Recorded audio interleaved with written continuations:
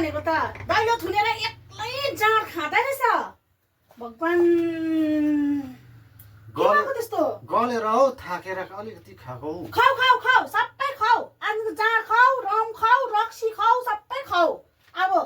अन्त बर्बाद हुन्छ अन्त मात्दै हिँड्नु ल बाटोमा सुत्यो मात्यो त्यही मुत्यो हगी हुनु भगवान म पनि मग लिएर आउँछु मलाई पनि देऊ न एक मग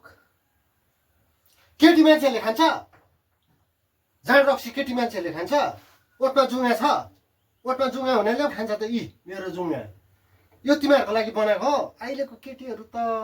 अलिकति रक्सी पानी देख्नु हुँदैन हौ लागु परिहाल्छ केटाहरू भन्दा बेसी केटाले पनि खान्छ त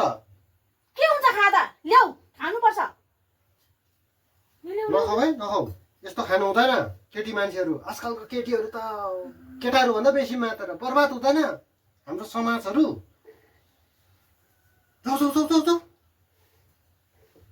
त्यसो भए यहाँ ल्याऊ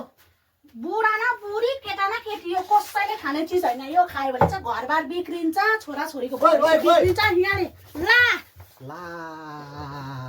ला ला किनेर ल्याएको नि हौ कस्तो राम्रो थियो भन्दै थियो ला खान्छस् नि खानु हुँदैन त्यसो भए केटा न केटीकोले पनि खानु हुँदैन खानु हुँदैन यो चिज चाहिँ